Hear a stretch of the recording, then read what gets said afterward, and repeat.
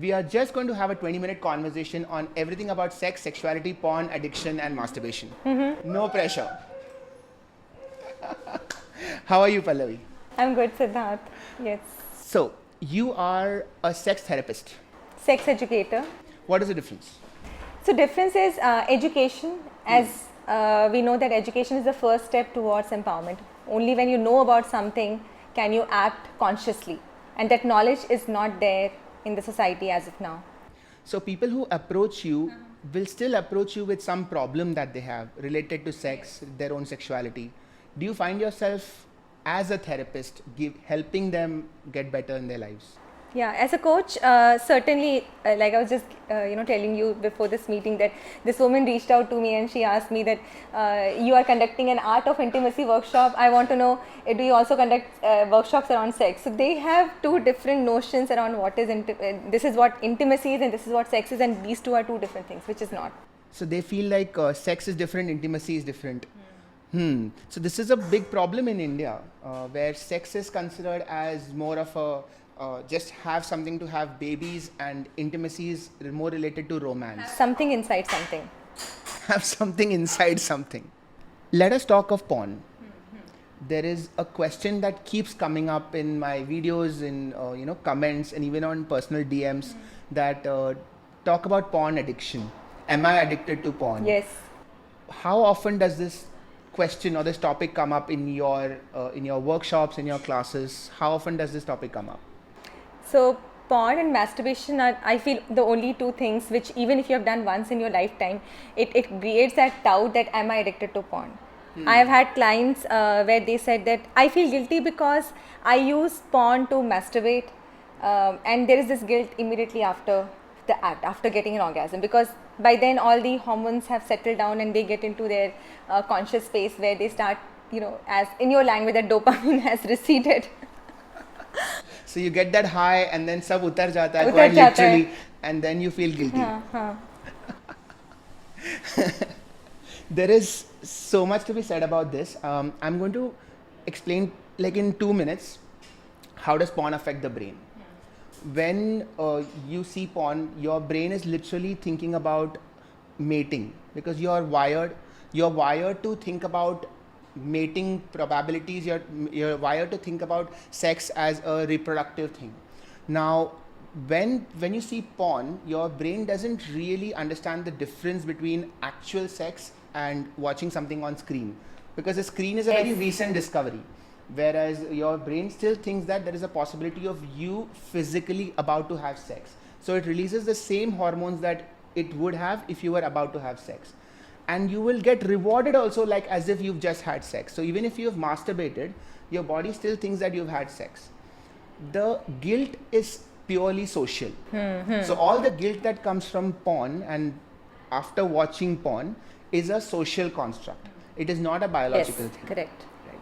So this is what I think people should know about, that watching porn in itself, I don't feel it is harmful, but anything that crosses over to addiction, that is when the problem starts. Yes. When we talk of addiction, functionality is a big part of it. So is your functions being affected? Your job, your profession, your personal space, your health, your social life. If these things are affected, then it is more likely that we are going towards addiction. Yes. Whereas if these things are okay, then it is not an addiction. What do you think about this? I think yes. In fact, I would like to even add it with a story I got where there is this client, and he said that it was 10 minutes to my official meeting, and here I am watching porn, and I got late for that meeting. Right. Or it was when I'm lying to my so I'm staying in office for an extra hour so that I can watch porn because I can't watch porn at my home. Wow. Yeah, that's exactly the correct example. If you find yourself lying, if you find yourself making compromises to your work, to your health, in order to obtain that thing, and if not obtaining that thing is causing you physical discomfort, then these are parameters of addiction. So when people ask you, am I addicted to porn? This is the answer that, we should give them. Yeah. Are you sacrificing on your physical, personal, professional health? And if not getting it, is it affecting you physically and mentally? Then yes, you are addicted. And if somebody is addicted, we should deal with it exactly like any other addiction. They should reach out to a counselor, reach out for a therapy session and explore this. Yeah, I think even, if you see, there are always many perspectives or many aspects to a problem. Like somewhere I also feel that it can be a legitimate need, especially in sexless marriages, where they use porn as a sexual outlet, because they are not getting any action in their marriage. And a lot of them have said that I use porn because I need to have some sexual outlet for my sexual desires, otherwise I will go mad. And these sexless marriages are there for years, like 5 years, 10 years. And as a coach, then I'm in a fix that what do I advise? Because through porn, they have been able to keep a connection to their sexuality. And I remember there was a post that I did and everyone jumped on and said that, if there is no porn, what will happen to single people like us? Yeah, because this is an aspect of sexuality that people don't talk about. Everybody is more than ready to talk about porn addiction. But what about people who are not getting any access to sex? Where do they explore their own sexuality? How do they come to terms with it? It's a frustrating thing, right? Not if you have sexual desires and you don't have the opportunity to explore them, I don't think society has that framework to deal with this. When we talk of porn addiction, there is also this whole guilt around masturbation by itself. We know that there is this whole Nofap movement. Have you dealt with that? Have people asked you about Nofap? Yes. So I tell them that there is no such concept of semen is the gold. They think that they have to store semen as per some Chinese tradition and some Taoist or Tantric tradition, where if I preserve the semen, it will lead to a greater life or a more physical vigor. And I say all of this is BS. Okay, so it's not, semen is not something that will finish. It will anyways pass through the urine, because you can't hold the semen. It has to go. So that was, I do get the query. Yeah, so this is a concept that I have been sort of reading more and more about. I try to look for any kind of scientific evidence that shows that semen retention has some kind of benefit. The closest thing that I came to was that your testosterone levels transiently increase if you haven't had sex for a while, but it is not that it keeps on exponentially increasing. It increases and then it sort of comes down and then it comes to a plateau. The idea that not having sex is good for you is biologically incorrect. I don't think that makes sense from a biological perspective. And what is interesting about all Nofap videos is that they all advocate discipline in life. So nobody just says don't masturbate and that's it. All of them say don't masturbate plus work out regularly. Don't masturbate plus meditate regularly, eat healthy, sleep on time. All the other things will obviously make your life better. You will find Nofap videos with thumbnails showing guys with six packs and biceps, and somehow you would attribute that to the Nofap. It's like saying that a hot girl drinking Maaza is hot because of the Maaza. That doesn't make any sense. You are correlating two very different things. If you are disciplined, if you are eating healthy, if you are exercising every day, and if you are masturbating, if you are feeling sexually turned on, I don't think that is a problem. It's just that we are correlating two random things, and it's such an easy thing to sell, right? Oh, don't masturbate and your life is sorted. It's like one of those magic pills that everybody loves to buy. Yes, the whole guilt about, I think also a place where people, especially women, they find, because, even women watch porn. Yeah. So the guilt around masturbation are also about the lurid images. The kind of images they show it's someone violently shagging their genitals. And I say that masturbation could just be touching you. It doesn't have to be like, they show this hand movement. Right. Yeah. Right. The idea of sexuality and violence being so closely interlinked, that is in fact a problem, because sexuality is so much more than just that.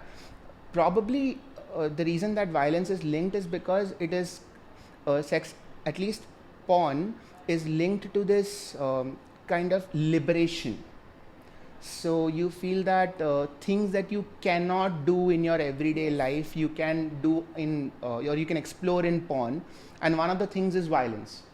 We all have a violent streak in us because as animals, that violent streak exists in everyone.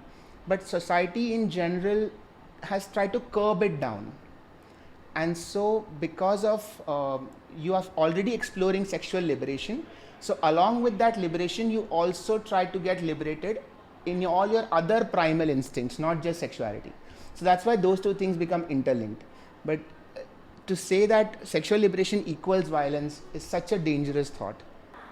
Yes. Even when it comes to porn, most of the people have started watching porn when they were in their teens, like 11, 12, 13. And what I read in one of the journals was it actually tells you that porn tells you that you are normal to have these sexual desires, because that's the only place, or even for many people, they have the sex education. Like a lot of gay, some gay clients have told me, or readers told me, that we had no idea of how a man-to-man sex looks like because no one talks about it. But in porn, we have a genre. Right. And in a society like India, where sex education doesn't really happen, or if it happens in a very technical way, that safe sex is using condoms, but it doesn't really talk about sexuality, or it doesn't really talk about fantasies. How else is a child supposed to explore the sexual part of their minds? Yes. Apart from porn. So if you're saying that porn is bad, then give an alternative. Where else is there a safe space for children to discover, or adolescents to discover their sexuality? There isn't one, right? It's only porn and locker room talk. That's it. So that is such a problem. That should change. And you mentioned the point of homosexuality. There has been traditionally a lot of taboo against it. Of course, it is changing now. The idea that homosexuality is unnatural itself is such a false concept. Homosexuality is actually quite natural. In fact, in so many animal species, almost 5 to 10% of their population is homosexual. And nobody talks about that because, hey, why talk about something that doesn't fit into our binary code of black and white? So there are studies of sheep and rams. 10% of them are bisexual or homosexual. So that, calling homosexuality unnatural is what is unnatural. Yes. There is some similarities between sex and meditation. So meditation is considered to be repetitive cycles of thoughtlessness, when you are not focused, but you are not distracted. Sex is very similar to that. So I have read papers of how sex can actually be a calming effect on you. Do you feel that people turn to sex for solace or comfort in any way? Yes, so definitely, like I will quote Dr. Helen Fisher, where she talks about the lust, love, and the attachment drive. And sex can manifest anywhere. Like people have sex for love, people have sex for lust, and people have sex for attachment. So I remember, so there is this very interesting activity that I do in my sessions, where I ask clients, so if you use the metaphor, so our brain also talks in the language of metaphors. So I tell them that if you have to represent sex with an object, what would it be? And I have had like examples like towel, shower, red wine, and today someone said nest. Oh wow. Sex for me represents a nest. And when he spoke further about his story, he said, I come from a dysfunctional family and I have never been accepted. And I look sex as something where I am finally accepted. What an interesting way of looking. So replace sex with what is your metaphor for sex? Yes. What is your metaphor? Very interesting. I'm just trying to think. Maybe a window. Nice. Maybe a window, because I feel that you are liberated at some level, right? And you actually learn a lot more about yourself. So it's literally like you're looking outside your own identity and trying to get a completely different perspective. But I've never really thought about this. This is very interesting. And also a great comment section. Like everybody should just think about this question. If sex were to represent, or any object were to represent sex for you, what would that object be? I had a needle, a woman picked a needle because she was getting aborted when she was in her mother's womb. So she picked up a needle. Oh my God, that is dark. Yeah. Yes, so all kind of associations. So people who would associate sex with pain might pick a painful object. Yes. Oh wow. And it is something that is so primal, right? Our relationship with sex, I think, would define a lot of other relationships. like our relationship with our partner, our just the way that we think of society, at some level is an extrapolation of our relationship with sex. Yes. When we talk of meditation and calming, we have to talk of orgasm. So orgasm is the ultimate point of sex. We think about orgasm as the conclusion of sex. People deal with orgasm, or people react to orgasm differently. I know a friend of mine was saying that people cry after sex. People sleep after sex. People will fall in love after sex, after the orgasm. Yes. What is your take on this?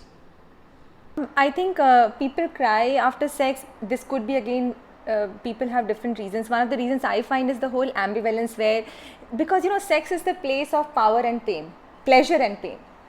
It is both a place where I like power and pain also.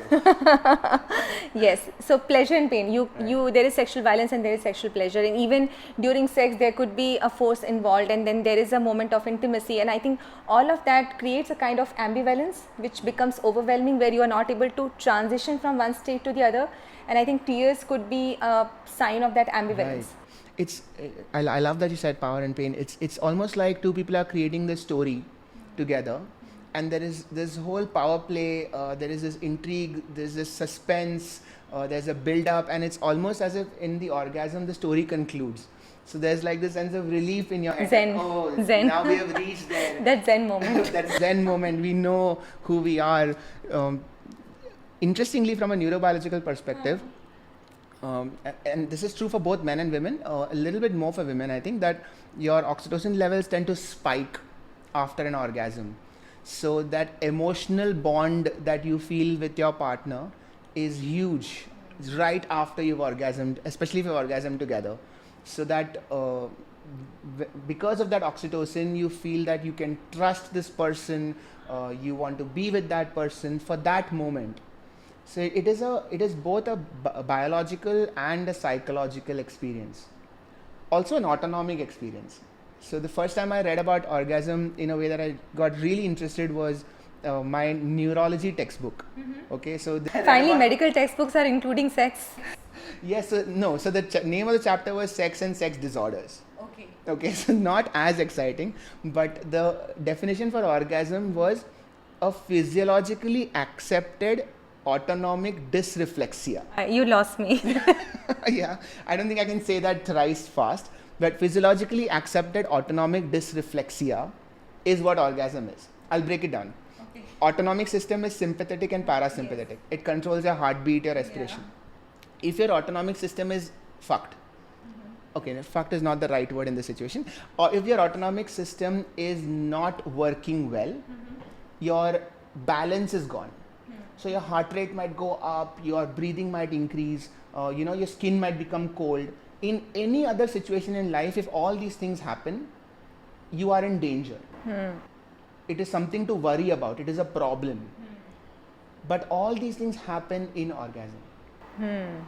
Your heart rate is up, you're breathing fast, your mind is not clear, the hair on your skin might be standing up, your eyes might be blurring. So all these things happen in orgasm, but it is physiologically acceptable. Nobody says that all this is a problem. Yeah. So it is that one situation in life where your autonomic system is completely out of control, and it is okay. It's more than okay. In fact, it feels good. Yeah. Yeah. So that amount of dopamine that spikes with all of this is what makes orgasm unique. No other situation in life this happens. So on that note, we are going to conclude this wonderful chat. Pallavi, thank you so much for joining in. Thank you, Sid, for opening up the conversation, like wake up Sid. We are definitely going to talk more about sex and sexuality. It has woken up the sexuality. sexuality topic. Yes, I'm so glad. It is definitely a topic that needs to be spoken more about. Yeah. Right? Yes. And we'll definitely do that. I would love to know what people want to know more about this. So if so, let me know in the comments below, and I'll see you guys soon. I love what you said about metaphors for sex. So I said that mine is a window. By the way, I didn't ask you yours. Lemon. A lemon? Life gives you lemons. Okay, I love it. Juicy. Juicy, all right. Everybody in the audience, Think about what your metaphor for sex is and let me know in the comments below. See you.